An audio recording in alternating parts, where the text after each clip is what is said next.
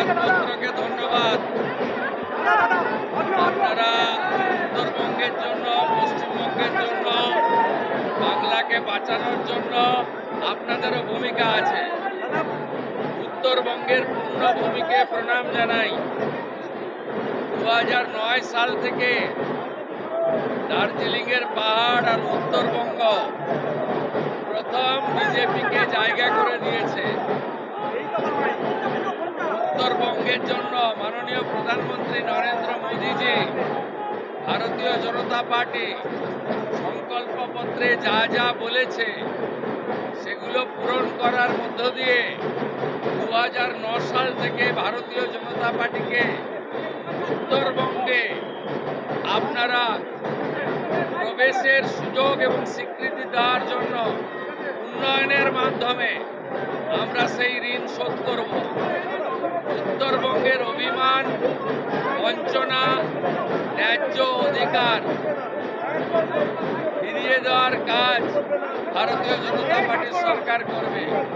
প্রত্যেক মাসে মুখ্যমন্ত্রী সহ মন্ত্রিসভা, সরকার উত্তরবঙ্গের কাছে পৌঁছে যাবে। উত্তরবঙ্গ উন্নয়ন মন্ত্রী প্রত্যেক সপ্তাহে পুরো একদিন উত্তরকন্যাতে অফিস করবে এবং উত্তরবঙ্গের মানুষ যা স্বপ্ন দেখেছেন বিজেপিকে নিয়ে, বিজেপি তা पूरण করবে। उत्तर बंगा बार बार बीजेपी को सपोर्ट दिया, मोदी जी को हाथ मजबूत करने के लिए वोट दिया। 2009 से हमारी एमपी जीत रहा है पहाड़ में। उत्तर बंगा में काम करके हम लोग उत्तर बंगा का जनता का जो आशीर्वाद पिछले कम से कम 1.5 दशक से मिल रहा है, उसका जो सपना है, जो उम्मीद है, वो पूरा करने का काम भारतीय जनता पार्टी का स्टेट गवर्नमेंट करेगा।